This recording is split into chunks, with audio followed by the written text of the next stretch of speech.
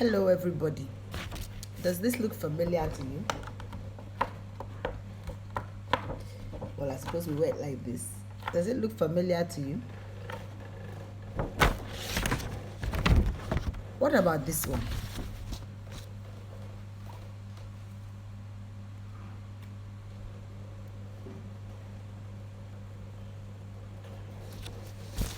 Or is it this one that you see more often?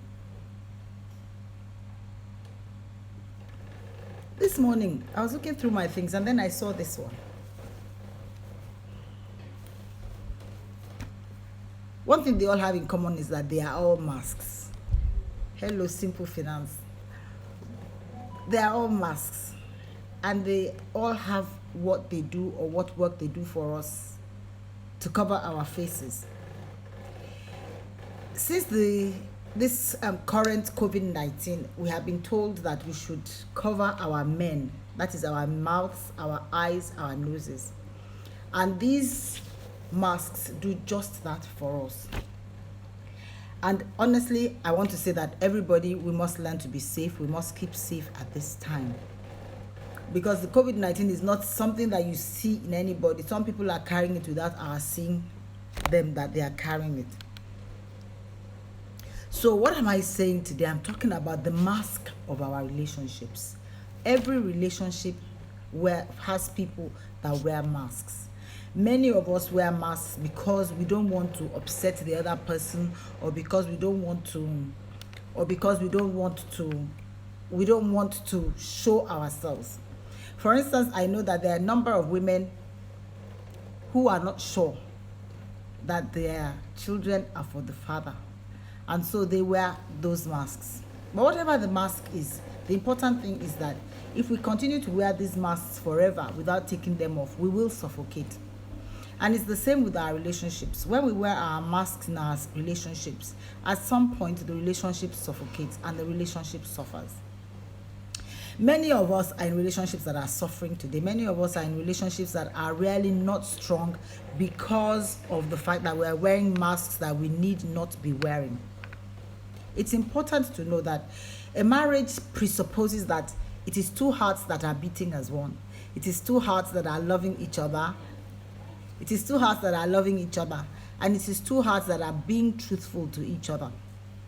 Now, that's difficult sometimes if you have something that you are hiding from each other. That's difficult also sometimes because of our history, of where we're coming from, of our backgrounds. And today I'm going to talk about 4 masks that we wear in our relationships, 4 masks that we wear in our marriages. I'm going to be talking today about, first of all, I'm going to be talking, I call them the 4 C masks because they all start with the letter C. The culture mask. Many of us are told we must respect our husbands. And some husbands take it far. They take it far. They expect us to do everything. I know that there are some husbands who will say that they cannot do any housework to help the wife. There are some husbands who will say, I bring in the money and so she should do all the work, whereas the wife too goes out to work. There are some husbands who just decide that because society will support them, they just want to be unkind to their wives. They want to be unhelpful to their families. But it is really the women who wear the mask of culture, in the sense that a lot of women wear that culture and hide under it to say that, well, okay, he's the husband. Society expects me to, yes, Voss Fabrics, yes. I just see, wow, really. Society expects me to be the submissive one. And honestly, we get it all wrong when we say that it's the woman that should be submissive, whereas in any marriage, it is the two of us that should be submissive to each other. So we wear that mask of culture. We hide under it to do many things, and we end up, the women especially, we end up feeling very unhappy in the marriage, very unsatisfied with the way our husbands are behaving, and it creates tension many times in the home. There's also the mask of the children. When a marriage is going down south, when something is going wrong with the marriage, rather than us to work on our marriages, we say, well, let me stay in the marriage because of the children. It is the worst place you can leave your children, in a marriage that is breaking, in a marriage that is broken already, and the two of you are just living there. Because what it happens is that there's tension in the home. The children know that there's tension in the home. And if the children are old enough, especially if they're in their teenage years, they take advantage of that mask that we are wearing. The mask that is the mask of the children. The mask that tells us that because they are children in this marriage, I don't want to leave. I don't want to leave my children. And I don't want my children to grow up in a broken home. Then for God's sake, if you do not want your children to grow up in a broken home, mend the marriage. Because it's actually better for you to be in a new relationship where the children will thrive, where they'll be happier. Initially, it might not be easy for the children, but it's always better to be in a relationship that you, the parent, is happy. And you would find out that your children are happier when you are happy, because it is whatever the body language they read from you that they carry into their adulthood. So children who live in a home that is full of tension, children who live in a home that is all about not loving each other, just bearing with each other, they grow up to believe that that is the way marriage ought to be. And so we reinvent the wheel. We invent the wheel of bad marriages. There's now the C of the clown. When I say the clown, I actually talk about those people who say, it doesn't matter. It doesn't matter that my wife is like this. It doesn't matter that my husband is like this. My husband doesn't mind. My husband doesn't do. And we go on like that, not realizing that we're actually not building our marriages. We're hiding under what I call the mask of the clown, where everything seems to be okay. We take it easy. The husband is okay. He says, okay, after all, I can spend the money anyhow. We are not sitting down. We're not crafting a family vision together. It is the mask of the clown. The mask of the clown that doesn't understand that at some point every day you get older, and at some point you need to already have systems and structures in your marriage. That clown kills a marriage, and usually it kills the marriage when you get to middle age, when you get to your 40s, your late 30s, or your middle 40s. And it then becomes an issue that, do you really want to leave that marriage, or do you want to continue to live in a marriage forever that is unhappy? Because what will society say? The last crown and mask I'm going to talk about today is the mask of the church. A lot of us hide under that. First of all, I hear people say, I don't, because of my vows, I don't want to leave my marriage. I've heard that a lot. And usually when I ask people, all right, what were the vows?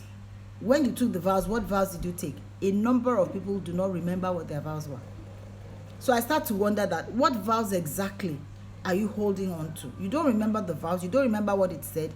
All it say, a lot of them will simply say, we vowed to be together for life. But yes, on what conditions? Because we must remember that even our vows are conditional upon certain things happening. Another way that people hide under the mask of the church is by saying that their faith does not allow them to divorce. Well, again, I say that I also know that faith says you must be happy. When Jesus Christ came into the world, he came to give us life and to give it to us abundantly. And so if you feel that you want to remain in a marriage, you must live your life abundantly, and you must learn to build your marriage. It's not enough to just say I want my marriage to be happy. Nobody is served a happy marriage from day one. We all learn to build our marriages.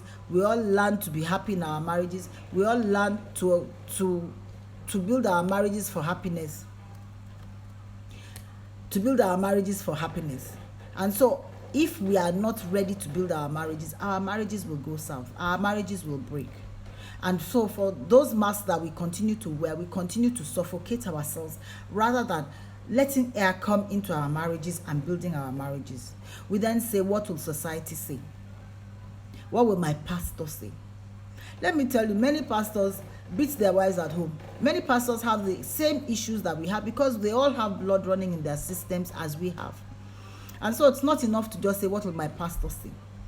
I know a few pastors who will tell you that you need counseling, you need to look after your marriage, you need to work on your marriage. But I also know that there are a number of pastors who will say to you, God has said that it is for better, for worse. So if the man is beating you, just accept it. If the woman is being unfaithful to you, just accept it. I do not think that that is the kind of thing that God intends in marriage. I believe that God intends that our marriages should be happy, should be places where we want to go home to every evening to sit with our spouses, to sit with our children. So what am I saying? I'm saying that it is about time that we stopped wearing these masks in our marriages. I am not saying for COVID-19, no. I am saying that in our marriages we have to stop wearing these masks, because when I wear this mask, let me be honest, when I wear them 5 minutes, it starts to smell. Because the carbon dioxide that is coming out of my mouth is circulating within that mask. And what does it do? If I keep it on for too long, it will make me feel ill. That is what. So imagine that is what it will do for a marriage as well, that is wearing a mask that does not give it any opportunity to breathe. Masks have their own place too. There are times that we need to wear a mask, but only for a short time. So I always give the example of, if it were a caterer when you get to a party would wear a mask whilst they're serving the food, because they don't want their saliva to get into your food. They want it all to be clean. But that caterer cannot wear that mask, continue to wear that mask when he goes home. He has to take it off. The same with the mask that we wear in our marriages. We need to take off our masks. We need to give oxygen into our marriages. So the cultural mask, the mask of the children, the mask of the church, the mask of the clown, we need to take them off. I have talked about other clowns on my website. My website is www.cclawyer.com.ng. I invite you to visit my website. In the meantime, are there any questions? I was going to do this for 15 minutes and I'm 12 minutes now.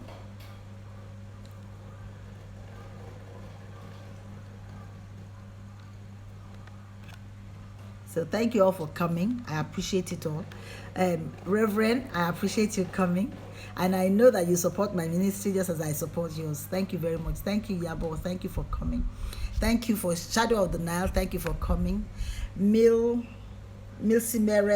thank you for coming. Lande Abudu, you haven't sent me any more of your writings. Thank you very much for coming. Yinka Live 77, thank you for coming. I wish you all a good evening.